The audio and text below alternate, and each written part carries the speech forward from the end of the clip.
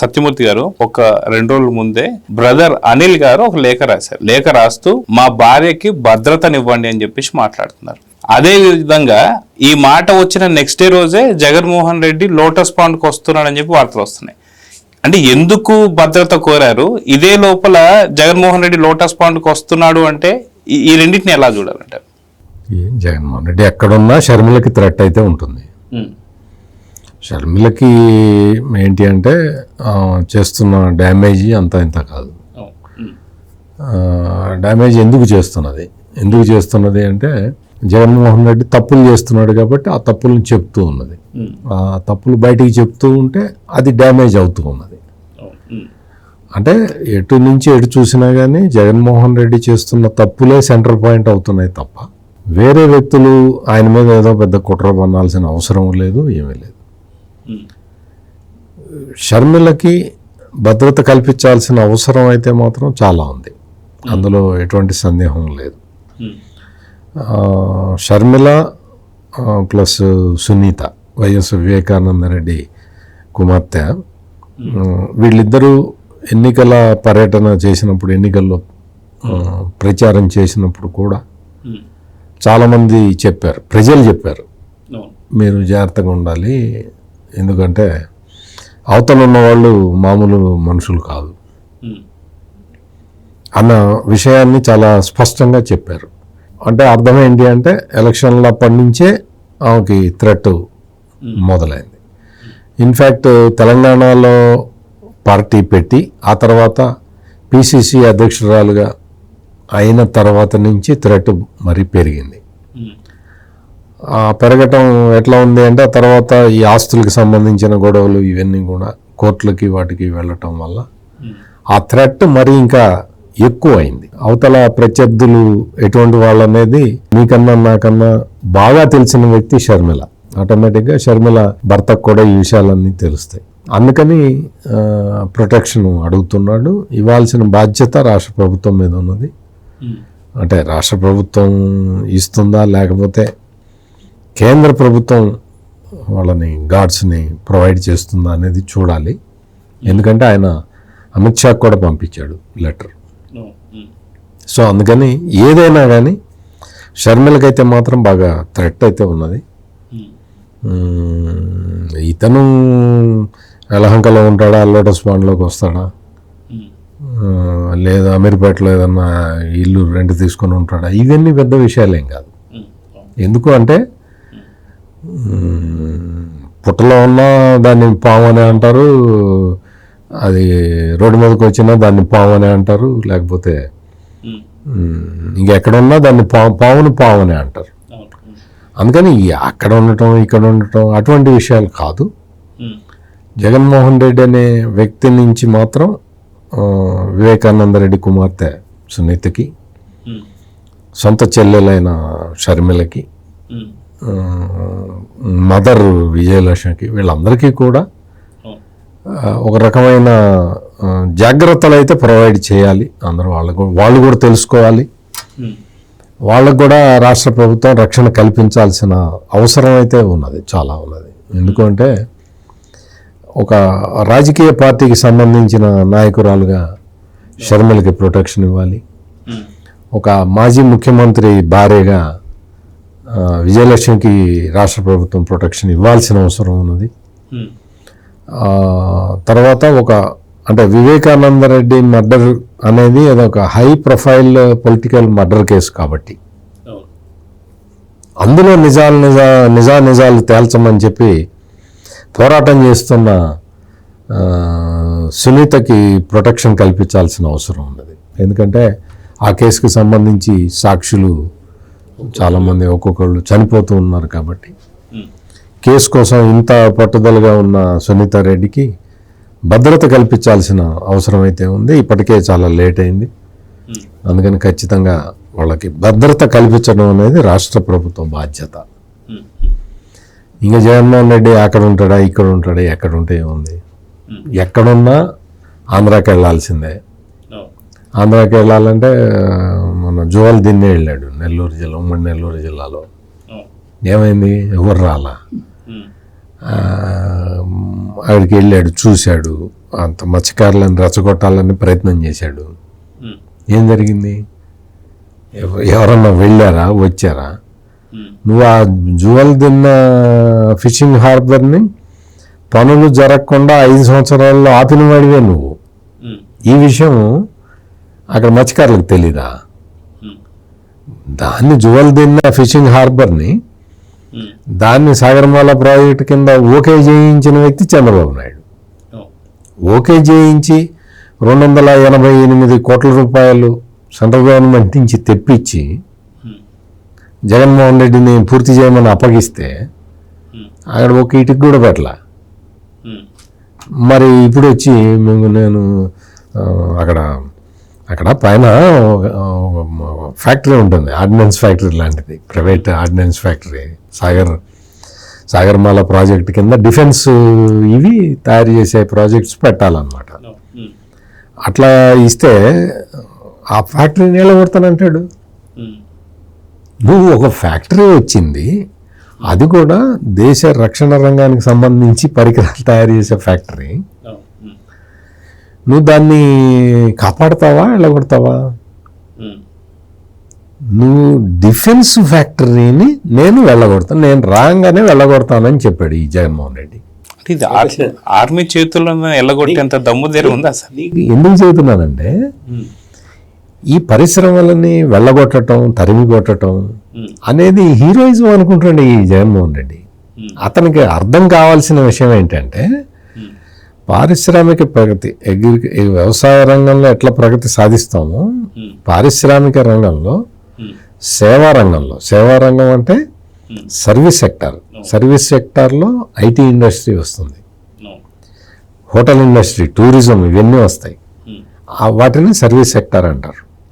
Service సెక్టార్లో మనం ప్రగతి సాధించాలి, ఇండస్ట్రియల్ సెక్టార్లో గ్రోత్ సాధించాలి, వ్యవసాయ రంగంలో గ్రోత్ సాధించాలి. ఈ వ్యవసాయ రంగం గ్రోత్ ఏంటంటే ప్రకృతి మీద ఆధారపడి ఉంటుంది. ఈ మిగిలిన రెండు మన చేతుల్లో పనులు.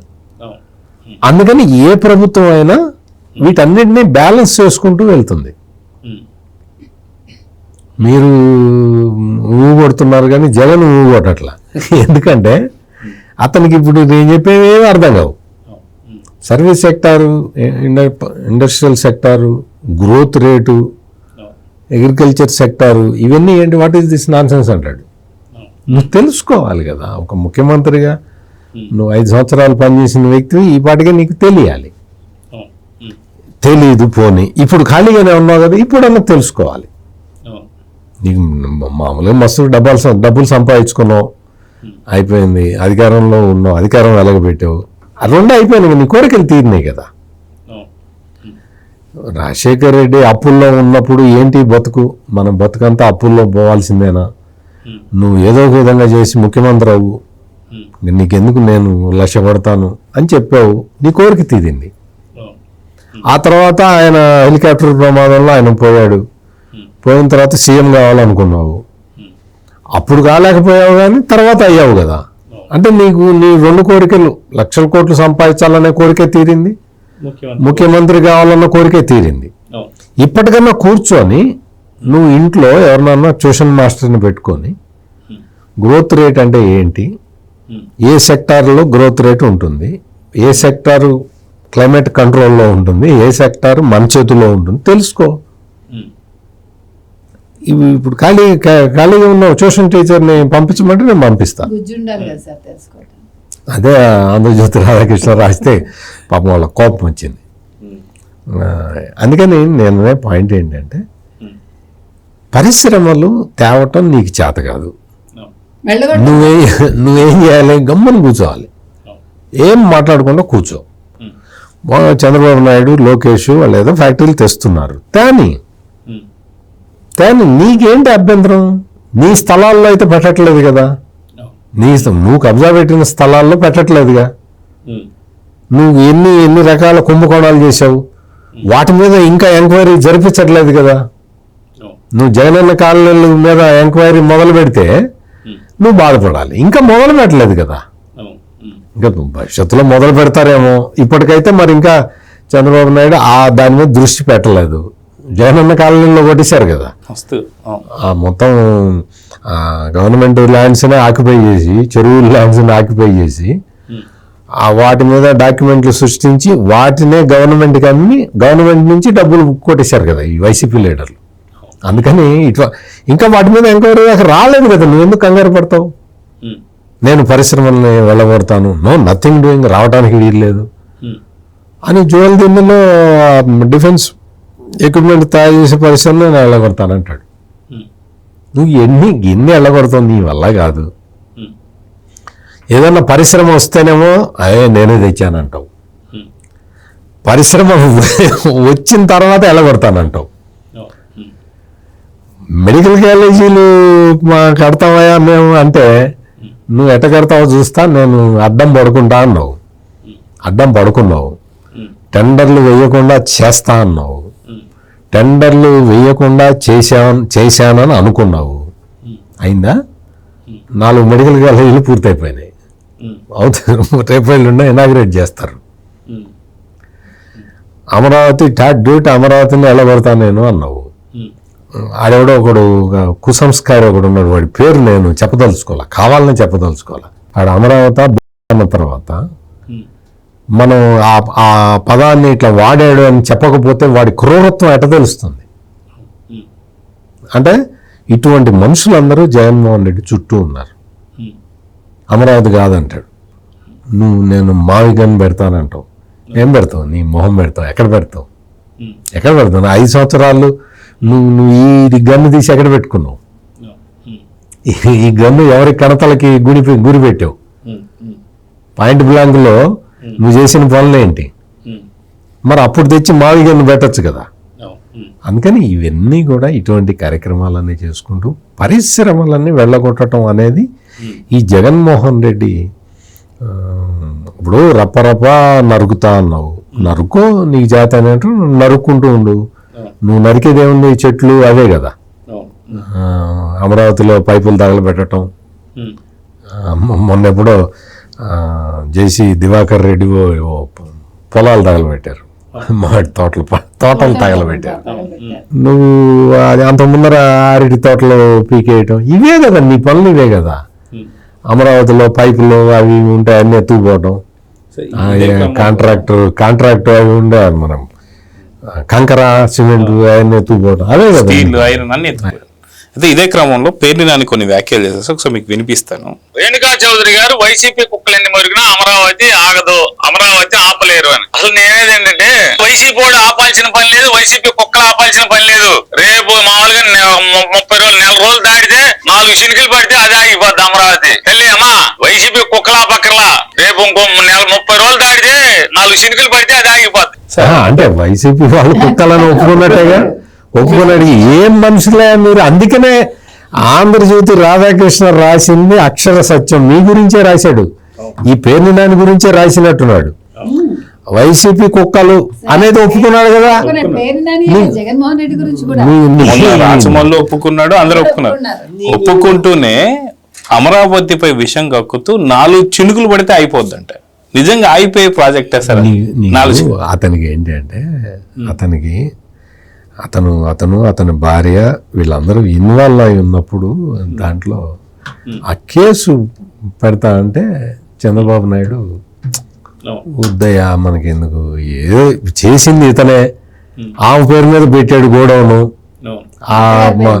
ఆ సివిల్ సప్లైస్ స్టాకు ఇది ఉంటే గోడౌన్ ఎవరి పేరు మీద ఉంటే వాళ్ళని వెయ్యాలి. కానీ చేసింది ఇతను కదా, పేరు ఆ అమ్మాయి పేరు మీద ఉన్నది, అందుకని వద్దులేండా అన్నాడు. మరి చంద్రబాబు అంత మంచిగా ఉండొచ్చా? మంచిగా ఉండకూడదు కదా. నువ్వు కుక్క ఆడిపోతూ ఉంటుంది, దానికి పిచ్చెక్కిందని తెలుసు, కనిపించిన పిల్లలందరినీ కరుస్తున్నదని తెలుసు, ఏం చేస్తావు? ఆ కుక్కను ఏం చేస్తావు? మరి అది చేయాలి కదా. అందుకనే వీళ్ళకి అలుసు ఎక్కువైపోతూ ఉన్నది. ఇవన్నీ తీసి పక్కన పెడితే జగన్మోహన్ రెడ్డికి పరిశ్రమల్లో వెళ్ళగొట్టడం, అమరావతిని ఆపటం ట్రై చేయి. Jaganmohan Reddy best of luck. నువ్వు ట్రై చేయి, పరిశ్రమల్లో వెళ్ళగొట్టడం మొదలుపెట్టు. నువ్వు ఆల్రెడీ చేసావు, ఇప్పుడు మొదలుపెట్టు, కొత్తగా మొదలుపెట్టు. మళ్ళీ నువ్వు అమరావతి పనులు చినుకు పడితే ఆగుతుంది అంటున్నాడు కదా ఈ పనాడు, ఆగుతాయేమో చూడు. ఆగుతా లేదో చూడు, చినుకు పడితే ఆగుతాయా లేదా చూద్దాం. లెటస్ సి అంటే ఈ పేరు నాని నమ్మకం ఏంటంటే చినుకు పడితే మొత్తం అమరావతి మునిగిపోతుందని కదా వీళ్ళ లెక్క. చూడు మునుగుతుందో లేదో చూద్దాం, అందరం చూద్దాం. ఇంకేమో వర్షాకాలం, ఈ 2 నెలలు అయితే వర్షాకాలం వస్తుంది కదా, అప్పుడు పేరు నాని ఎక్కడ ఉంటాడో పెట్టి ఈ వీడియో పెట్టి అప్పుడు అడుగుదాం. Please subscribe to Leo News for more videos.